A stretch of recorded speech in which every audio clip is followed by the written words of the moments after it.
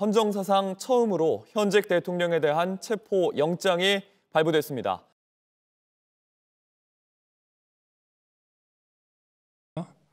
피를 토하는 심정으로 비상계엄을 선포합니다. 야, 너 국민이야!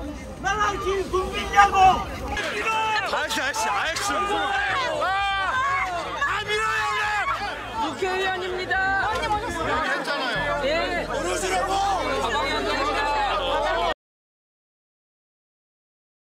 비상계엄 해제 요구 결의안은 가결되었음을 선포합니다.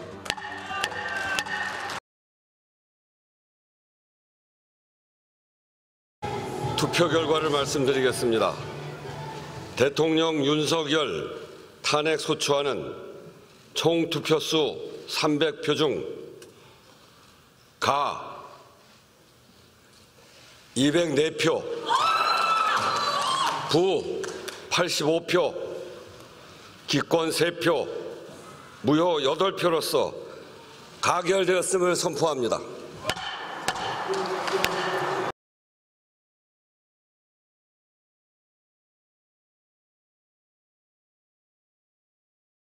불가피하게 제2 요구를 요청할 수밖에 없는 이유를 국회와 국민들께 소상히 설명드리고 여야가 다시 한번 머리를 맞대고 모두가 동의할 수 있는 합리적인 방안을 강구해 주실 것을 호소드립니다.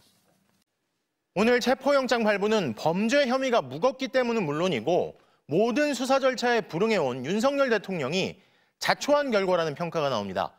윤 대통령 측은 수사에 이어 체포영장도 불법이자 무효라고 주장하면서 불복 방침을 분명히 했는데요. 심지어 검찰총장 출신이면서 법 절차를 완전히 무시하고 마치 자신은 법 위에 있다는 듯 수사를 피하며 시간을 끌고 그 사이 여론 선동에만 골몰하고 있다는 비판이 나옵니다. 정혜인 기자입니다. 공수처가 밝힌 법원의 체포영장 발부 사유 중 하나는 윤석열 대통령이 정당한 이유 없이 3차례 출석 요구에 응하지 않았다는 겁니다. 노골적인 시간 끌기란 지적이 나왔습니다. 결국 법원도 강제신병 확보가 불가피하다고 판단한 겁니다. 하지만 윤 대통령 측은 사법부 판단도 받아들일 수 없다고 했습니다. 공수처의 영장 청구는 불법, 무효라고 주장했습니다.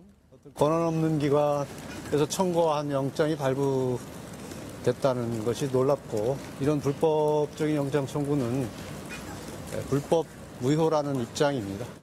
그럼 적법한 수사권을 가진 기관은 어디냐고 여러 차례 묻자 이렇게 답했습니다.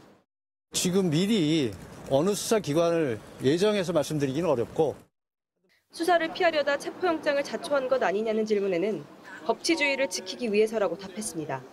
대통령은 법을 지켜야 되고 법을 본인만 지키는 것이 아니고 대한민국의 법이 제대로 집행되고 수호될 수 있도록 해야 되는 책무가 있습니다.